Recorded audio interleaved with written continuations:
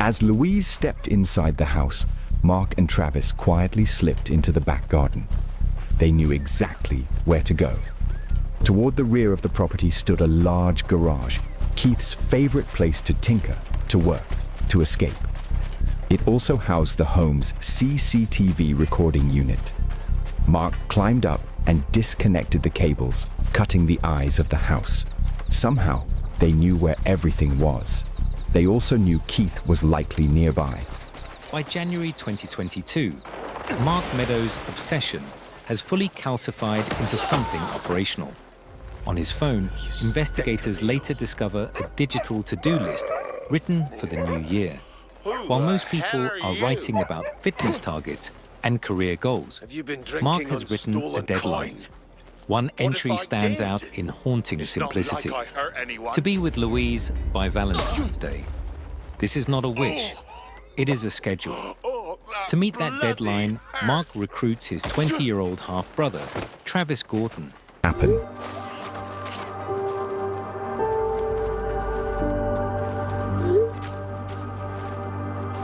Travis is young, impressionable, and looks up to Mark with a brand of misguided loyalty that will cost him 17 years of his life. When Mark voices his frustration that Keith is still alive and in the way, Travis doesn't offer counsel. He doesn't suggest walking away. In their private messages, Travis offers a single cold directive: kill him. The date is February 13th, 2022. The deadline has arrived. The killer's final day is a grotesque display of normalcy.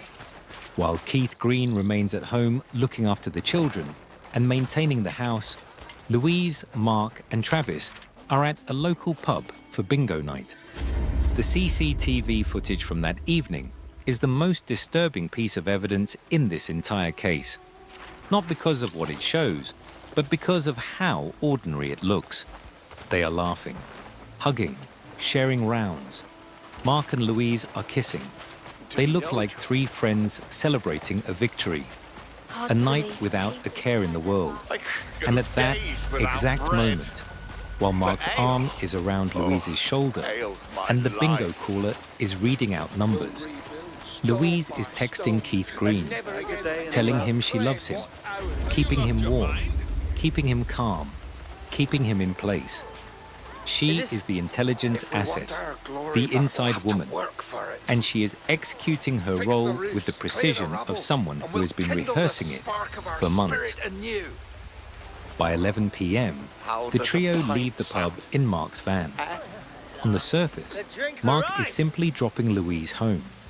But this is not a drop-off. This is a deployment. If this investigation is keeping you engaged, subscribe to Crime Scene Chronicles and turn on notifications. Cases like Keith's deserve a forensic audience, not just a passing headline.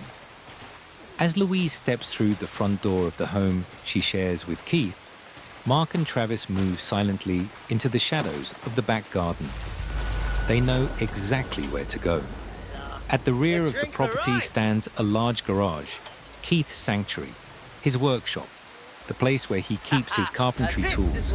It also houses the home's CCTV recording unit. Mark climbs up and disconnects the cables. He blinds the house. This specific detail is where the true depth of the betrayal becomes undeniable. How do Mark and Travis know exactly where the recording unit is located? How do they know which cables to pull in the pitch black of a February night? Louise provided them with a tactical blueprint of her own home, the home she shared with the man now standing 30 feet away. In the silence of the garden, armed with the knives from Leeds, the brothers wait. When Keith Green steps outside, perhaps hearing a sound, perhaps simply checking his workshop before bed, he walks into a trap that has been months in the making. The attack is instantaneous. Mark and Travis move with speed and ferocity that gives Keith no time to react, no time to call for help, no time to understand what is happening. He is stabbed 8 times. One wound drives straight through his heart. A neighbor, alerted by